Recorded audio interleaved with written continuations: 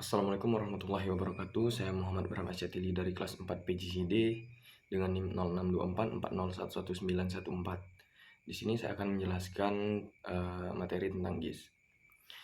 Yang pertama itu ada data spasial. Data spasial itu dibagi menjadi dua, yaitu data spasial dan non-spasial. Untuk data spasial itu bisa diperoleh dari peta. Contohnya peta topografi atau peta kontur dan peta tematik, yaitu peta yang memiliki unsur tema tertentu.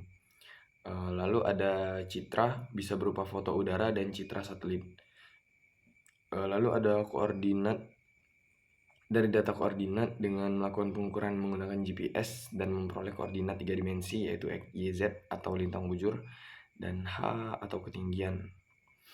Kemudian menggunakan fotogrametri, yaitu data elevation model berupa titik-titik koordinat. Kemudian data pengukuran terestris atau melakukan pengukuran dengan menginjakkan objeknya dan berada di wilayah yang akan diukur. Kemudian untuk data non-spasial adalah data yang menjelaskan data spasialnya. Data spasial dalam GIS dibagi menjadi dua, yaitu data raster dan data vektor. Data raster itu berupa citra satelit atau berupa foto, sedangkan untuk data vektor berupa peta garis, bisa berupa titik, garis, ataupun luasan. Representasi titik, garis, dan luasan dari model data raster dan vektor. Kalau titik pada raster berupa grid, satu titik, satu grid. Kemudian untuk vektor dia berada di geografi kartesis. Jadi kita bisa mengenali data raster dengan menggunakan sebutan resolusi. Lalu ada karakteristik data raster. Karakteristik utama data raster itu dalam setiap sel atau pixel mempunyai nilai. Misalnya raster pixelnya memiliki nilai ketinggian. Kemudian lokasi dalam setiap sel atau pixel didefinisikan dalam bentuk baris dan kolom, di mana dalamnya terdapat informasi mengenai posisi. Model data raster bisa digambarkan dengan pixel. Ini merupakan raster vertikal. Ini juga merupakan raster baris, dan ini raster poligon atau raster yang memiliki luasan. Untuk penyimpanan data vektor, selnya berupa titik. Kemudian garis yang dibangun dari dua titik atau lebih yang memiliki koordinat yang berbeda, sedangkan poligon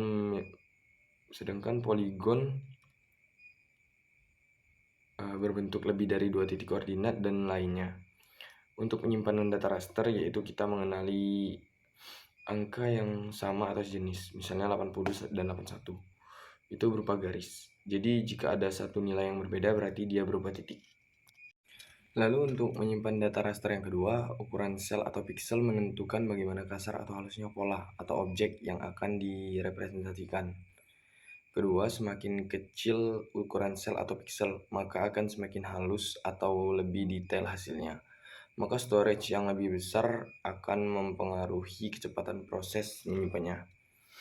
Kemudian sistem koordinat model data vektor dan raster. Jika gambar raster, cara memproses koordinat untuk sektornya adalah dengan melihat di kiri bawah gambar rasternya. Kemudian ada kelebihan model data, yaitu data vektor, yaitu data berbasis vektor memerlukan tempat penyimpanan lebih sedikit dari di komputer. Kedua, hubungan koordinat dapat dilakukan dengan mudah. Ketiga, mempunyai resolusi spasial yang tinggi. Keempat, representasi grafis data spasial dari model vektor sangat mirip dengan peta garis buatan tangan manusia. Kelima, model data vektor memiliki batas-batas yang akurat, tegas, dan jelas. Lalu keenam, itu transformasi koordinat dan proyeksi pada data model vektor tidak sulit dilakukan.